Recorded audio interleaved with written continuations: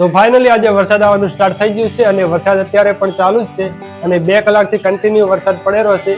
સાંજના 5 વાગ્યાનો વરસાદ ચાલુ છે અને અત્યારે 7 વાગ્યા છે અને સવારનો વરસાદ આવવાનું હવામાન હતું, પરંતુ સાંજના ટાઈમે વરસાદ ચાલુ થયો અને અત્યારે જો તમે ચારે બાજુ તમે જોઈ શકતા હશો, અત્યારે સાંજનું અંધારું થઈ ગયું છે અને રાતના 7 વાગી ગયા છે અને અત્યારે હું બ્લોગ શૂટ કરી રહ્યો છું, કેમ કે સવારનો મેં બ્લોગ નહોતો શૂટ કર્યો અને વરસાદ આવે એટલે આપણે પછી કોઈ બ્લોગ બનાવશું. તો સેટ સવારનો હું વાટ જોતો હતો ત્યારે અત્યારે જો તમે રાતના ટાઈમે વરસાદ આવ્યો અને વરસાદ અત્યારે ચાલુ છે. હું તમને બારની સાઈડ બતાવું કેવો વરસાદ પડેલો છે.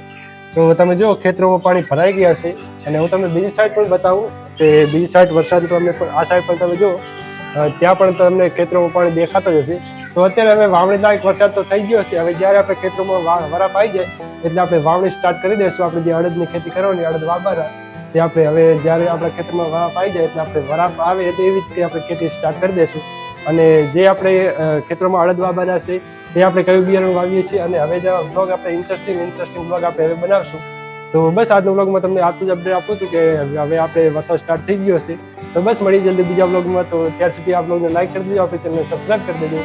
તો મળી જલ્દી બીજા બ્લોગમાં. ત્યાં સુધી જય ભારત. તો બ્લોગ તો આપણે એન્ડ કરી નાખ્યો, પરંતુ આપણે થોડોક કન્ટિન્યુ કરીએ.